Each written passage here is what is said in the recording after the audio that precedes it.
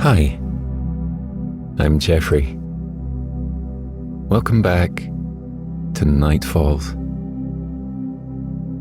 Come, settle in for tonight's calming meditation and soothing bedtime story. As always, don't worry if you fall asleep before the end. You can drift off whenever you're ready. It's been particularly hot here today. I'm someone who prefers a cool breeze to warming sun. But what I find magical about a roasting hot day is that you have to slow down to its pace. There's no point in fighting the heat. You'll lose every time.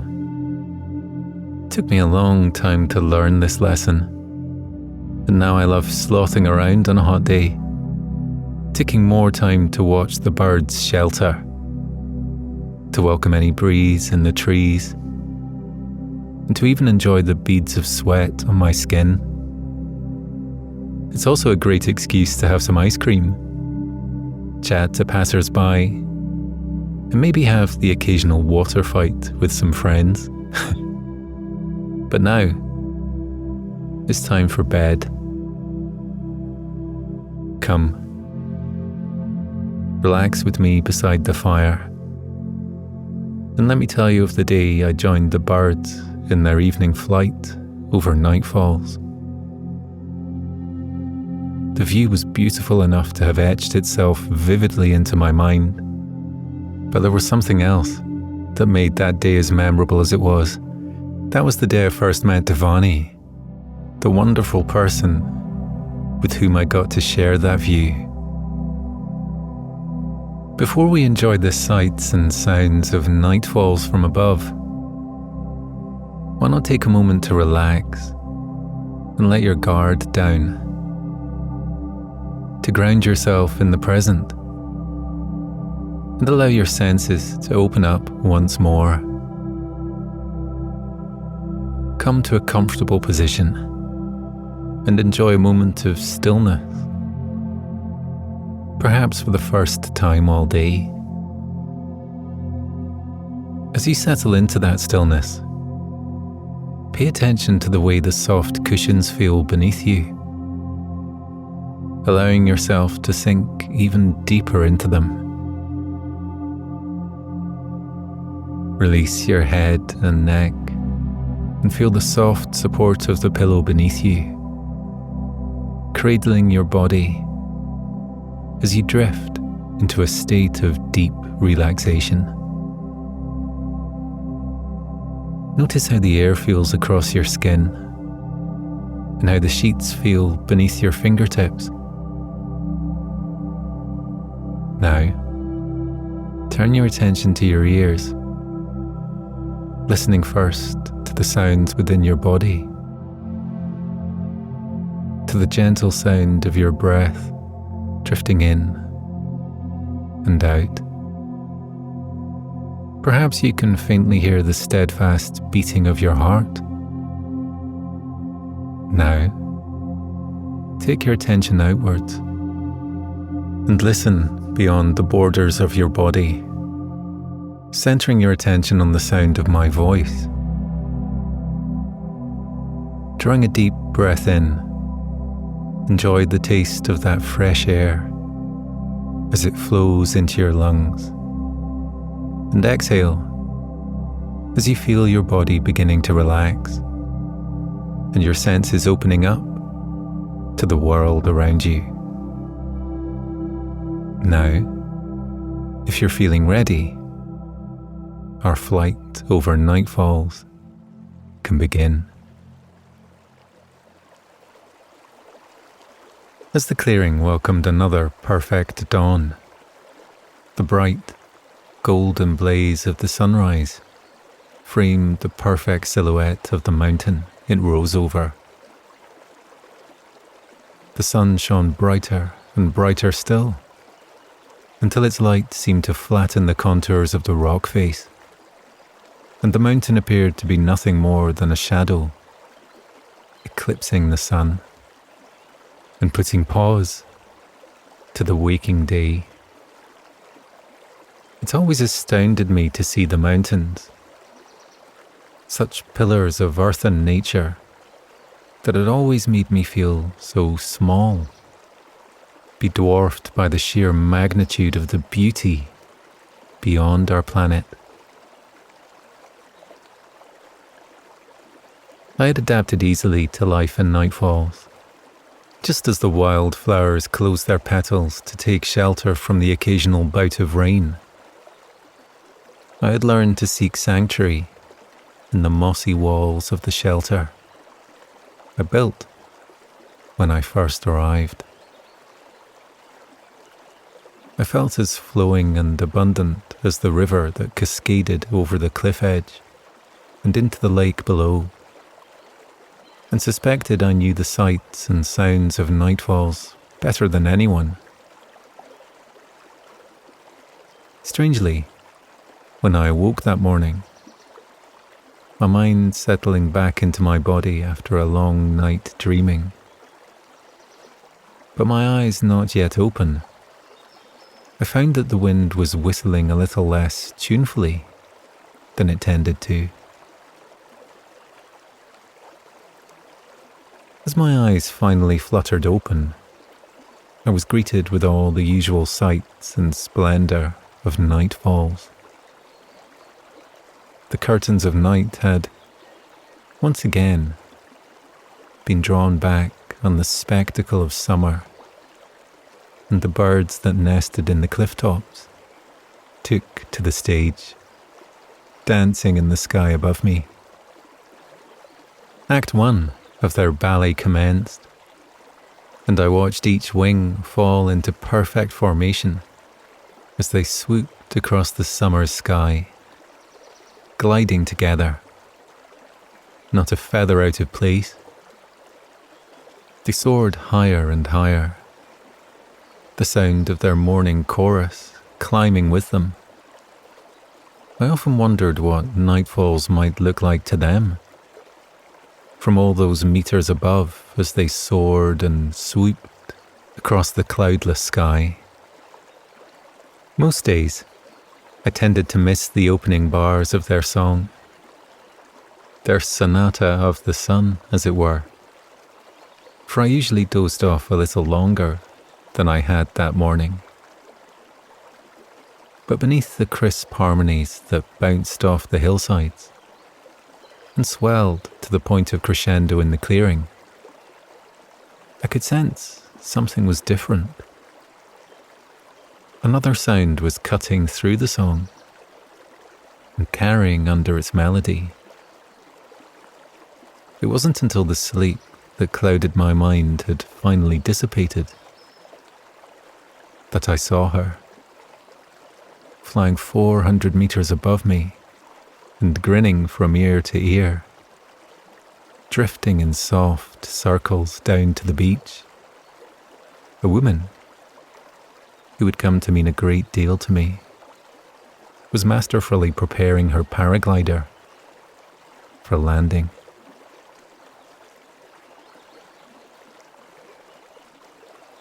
The woman was clearly a seasoned flyer, for she drifted in the same circles as the bird for a long time.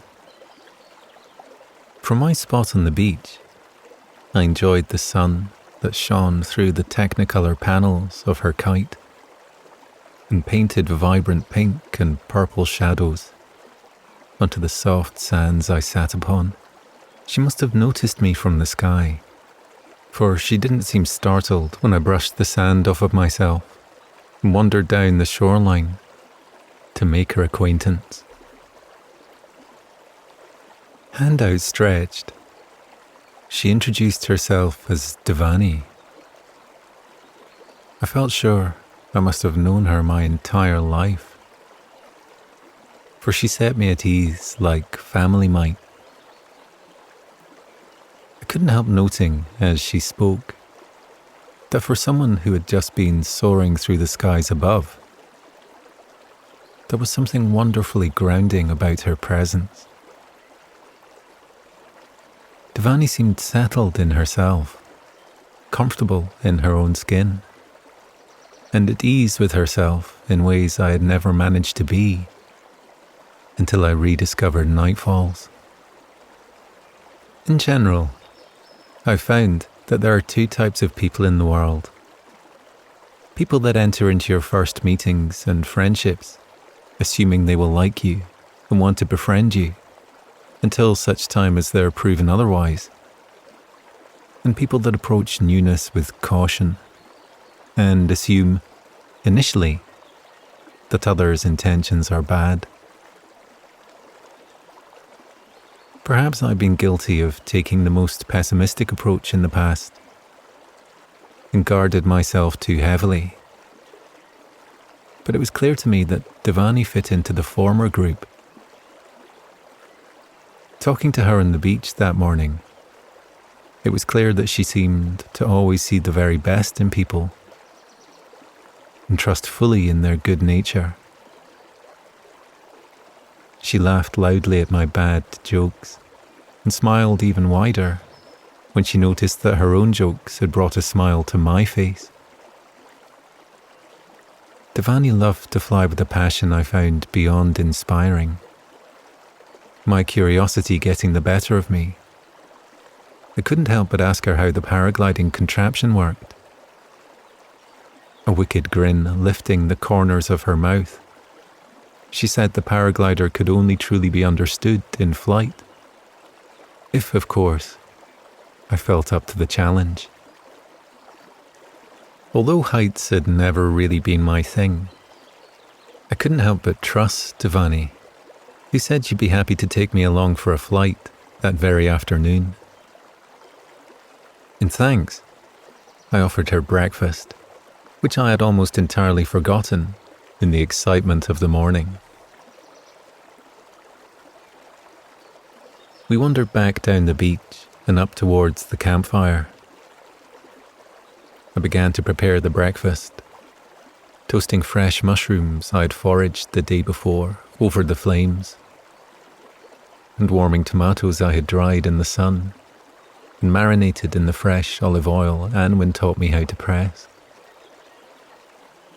It was in those moments cooking breakfast for Dhvani and chatting to her by the fireside that I realised I could truly be myself around her, and that it had never actually been my responsibility to try and morph into a version of myself people might find more lovable.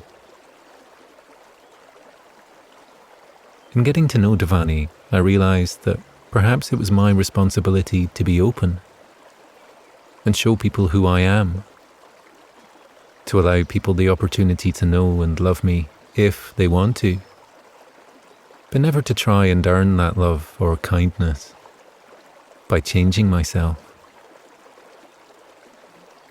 Dhvani's sense of inner ease taught me that, as did the openness in her eyes and the kindness in her smile when she talked about her life and told me her story.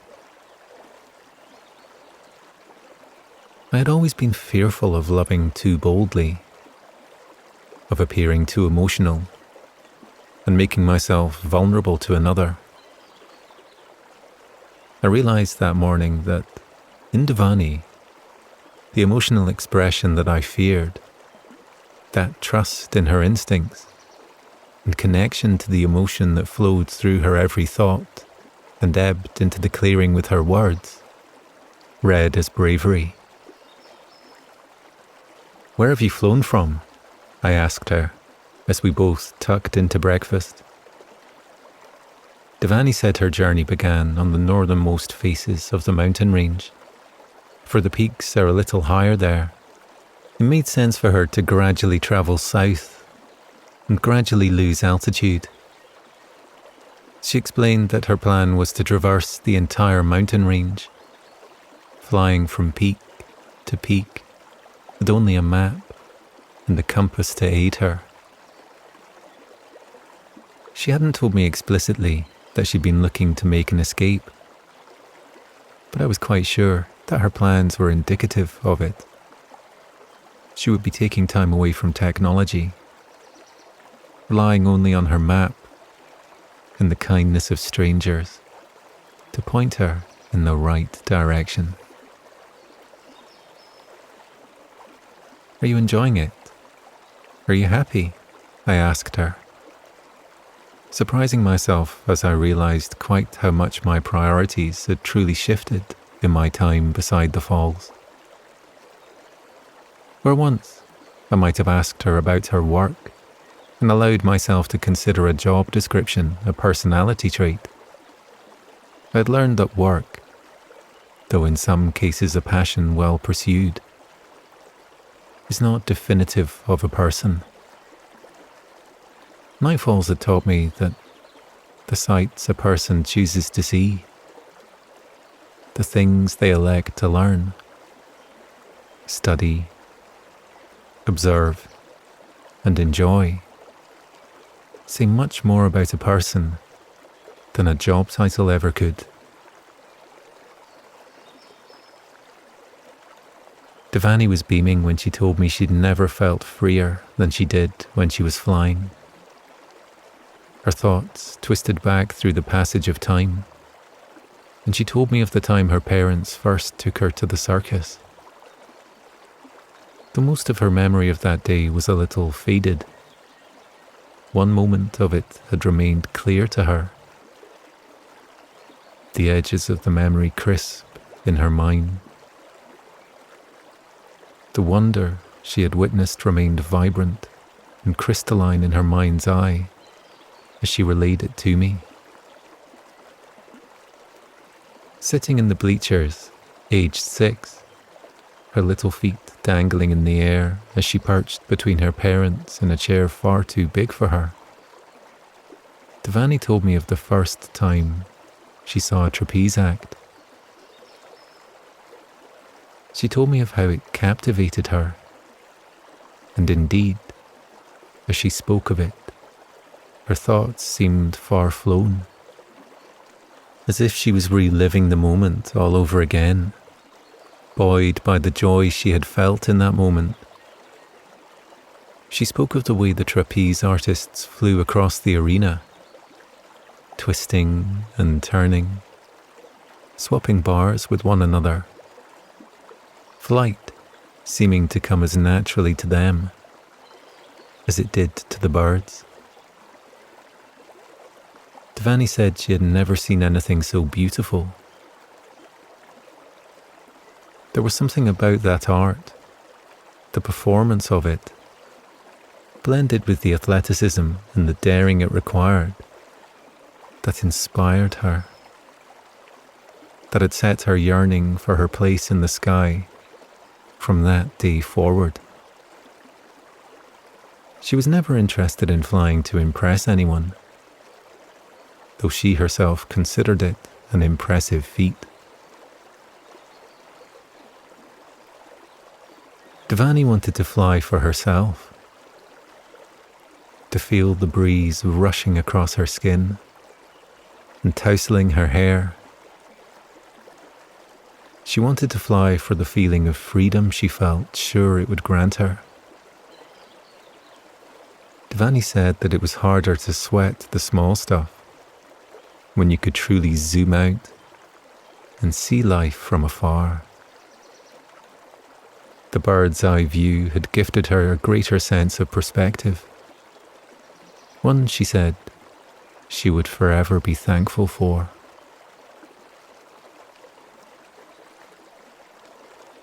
When she was old enough, her parents enrolled her in circus school on Saturdays. It was a place where people came together to harness the skills needed to travel with the circus. But Dhvani wasn't sure she liked the idea of performing. She simply enjoyed the opportunity to learn how to soar through the air, from bar to bar. After years of learning to fly in the safety of the big top tent, she found herself craving greater heights. And it was then that she began to take paragliding lessons. At first, She practiced in tandem with an instructor to ensure her safety. And much later, after hours in the sky, she purchased her own set of wings and took flight. Dhvani said that first flight was the most freeing experience of her life.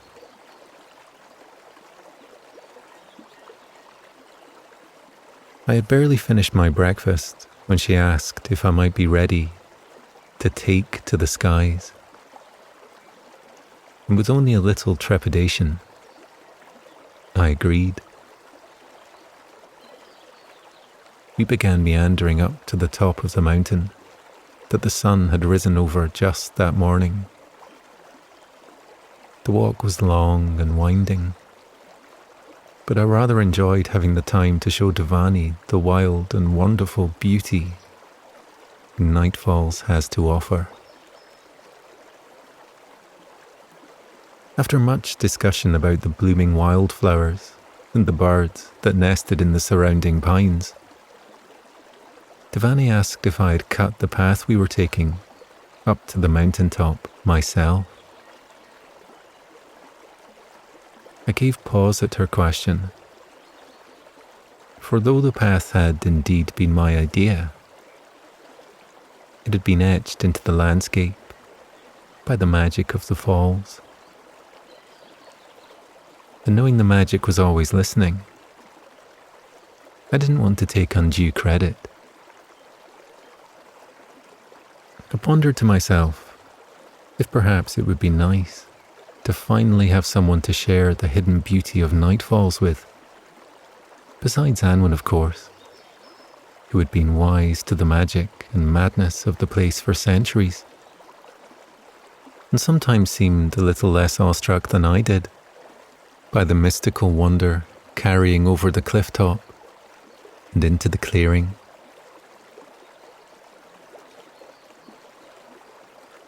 My desire to share my knowledge of the magic lingering in the thicket around us was almost overwhelming. But there was perhaps a part of me that worried Dhvani wouldn't believe me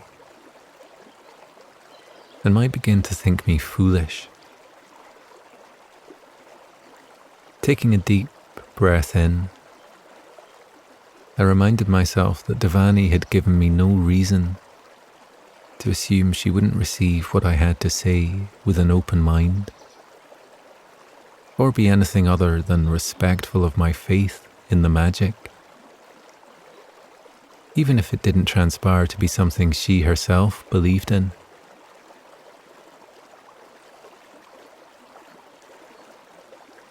Perhaps it was unfair of me to assume she would meet my admission with friction. And as I stewed upon the matter and we walked side by side through the comfortable quiet of the forest, began to realize that my assumption she wouldn't believe me likely had more to do with my own instinct for self-protection and preservation than it did with the content of Dhvani's character. With that in mind, I resolved to tell her. For Dhvani seemed to see the very best in people and always made her best effort to understand them, just as she did the world around her. Watching her wander through the forest from the corner of my eye, and witnessing the joy that life brought her, I felt sure that I wanted to live with that same sense of positivity, tangled up at the core of my being. So, I opened up and allowed the truth to flow from my mouth.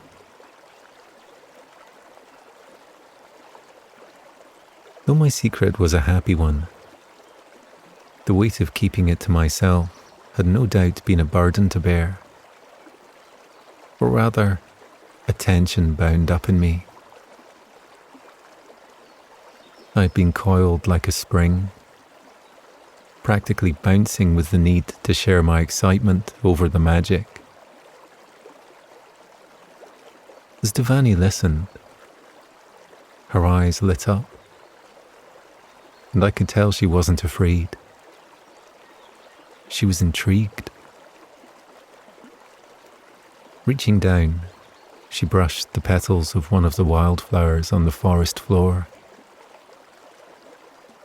and I willed the magic of the falls to curl it into her hand, guiding the flower to nestle against her palm, as though a cat might when it yearned to be scratched behind the ears. Beaming back at me, she asked me if I had done that, and I told her that I had gotten a little help from a friend.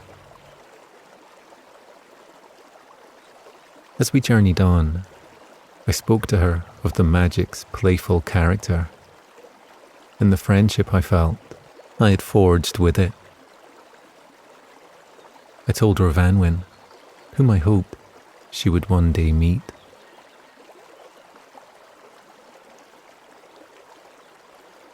By the time we crested the summit, I had managed to digest my breakfast.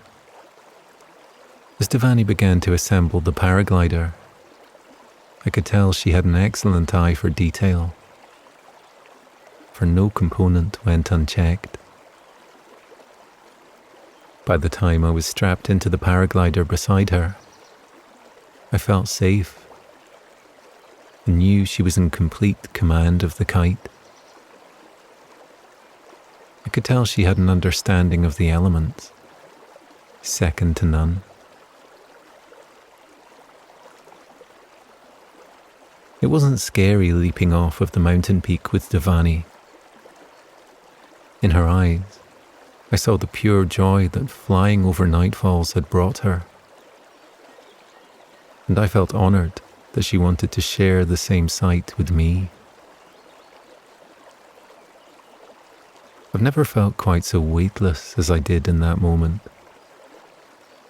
My feet lifting from the ground as the wind lifted the kite into the air. As time passed, I began to understand the sense of freedom Dhvani had been talking about. No longer bound by the landscape I looked down upon, we were able to carve out our own path, just as the birds do. There was something rather liberating about not having to find or follow a path already cut through the forest, but instead to fly over it. In the sky, there were simply no obstacles, nothing to steer around or avoid.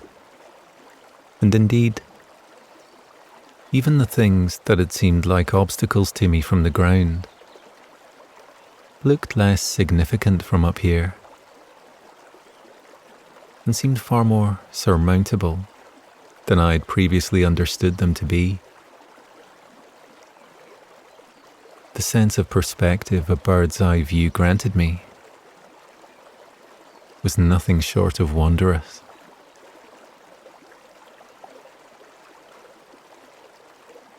Beneath us, nightfalls glittered like a jewel set into the crown, like peaks and troughs that rose up from the earth and formed the mountain range Dhvani was hoping to traverse in her paraglider. The waters of the lake glittered like a blue sapphire, ringed by the knitted branches of emerald green pine. Beyond the circle of pines, the ring of mountain peaks that protects nightfalls from the bustle and business of the outside world, glowed a deep earthen brown and glittered gold as the sun began to set. I could, for the first time, see the full length of the river stretching from its glacial source and flowing into the lake in nightfalls. As the sun caught the icy plains of the glacier, I got a sense of the sheer magnitude of it for the first time, and realized that there was no risk of the river ever running dry.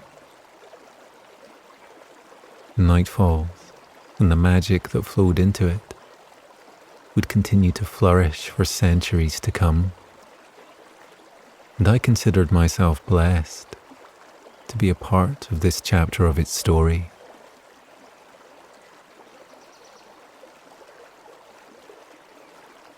As we began to dip back into the clearing itself, we circled softly through the air, watching the birds perform their curtain call before they settled in for the night.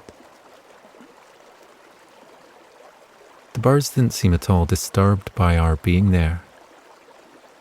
They made way for Dhvani and I, just as we made way for them.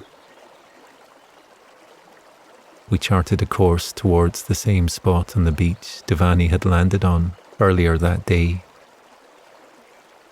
And as we neared land, I realized that although I had enjoyed seeing nightfalls from above,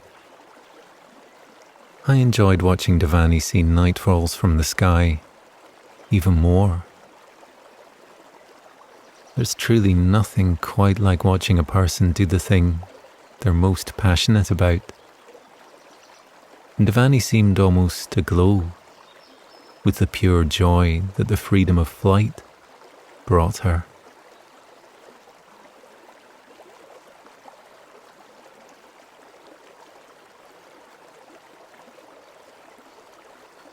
After a soft landing, we folded up the kite and stored Dhvani's flying gear in the shelter at the foot of the falls for the evening.